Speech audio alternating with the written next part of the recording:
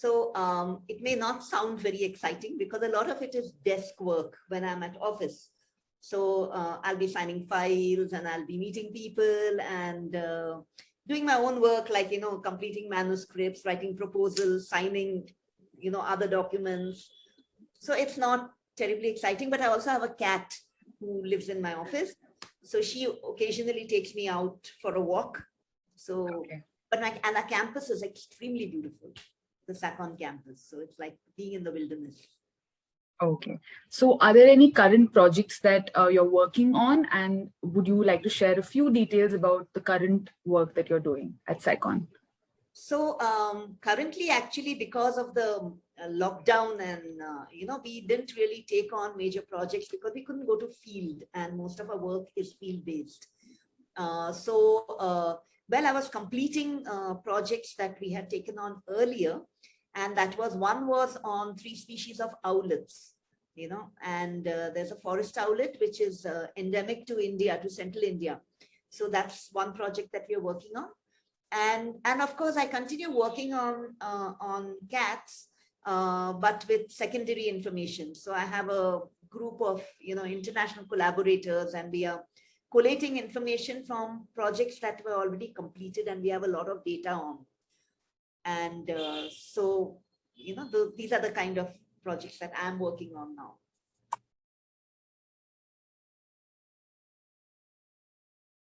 So, well, I was always very passionate, crazy about cats. And I always tried to, even as a kid, tried to find ways to find something to do, ultimately that would lead to me working with cats. I thought of becoming a veterinary doctor.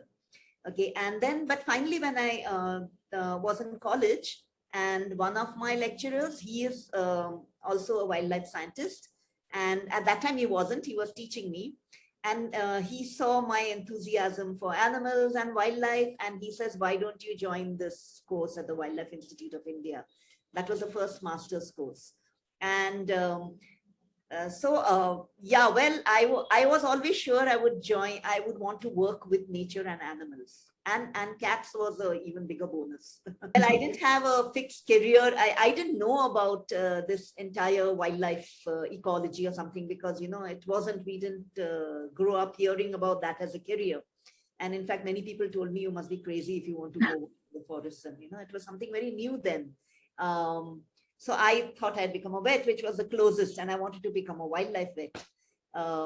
So, well, yeah, wasn't really what I hadn't planned I'll become an ecologist, but. One of my questions, I thought I would end on a light note. And one of my questions was, what stereotypes have you come across about being a scientist, being in this field, and how far are they true? So, for example, something I grew up thinking about scientists who work with animals is that you have to be very brave because you're going to be meeting these large animals face to face and you can't run away. Maybe you literally cannot run away. In that context, have you heard any of these stereotypes or myths, and do you want to debunk those for us right now? Sure. Yes, this brave thing is like very common.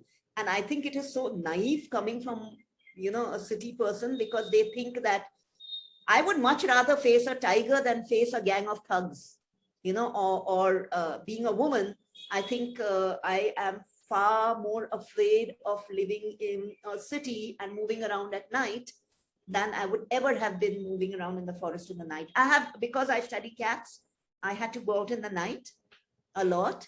And frankly, I was never afraid. Of course, you always feel this excitement, which may border on nervousness also, but it's not fear. It's never fear. At least I never felt fear. Okay. I felt fear only if at night, if I had to meet a group of humans, I would really be afraid. I would really, and I've had some bad experiences, and they were all with humans. It's things like I wouldn't want to narrate. Whereas if I encountered a tiger, which was kind of scary, I would say a little bit, I would want to narrate it later on, saying, oh, this.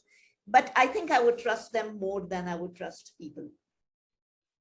I mean, I know again, that is something maybe, And of course, people think, I guess that thing is gone, mad scientist kind of thing. But I think when you say you work in the forest, and I remember when my dad came to visit me when I was doing my PhD work. And at that time I was catching rodents, because they are prey for cats. And he used to just sit and watch me. And he said, what am I going to go back and tell people my daughter catches rodents in the forest?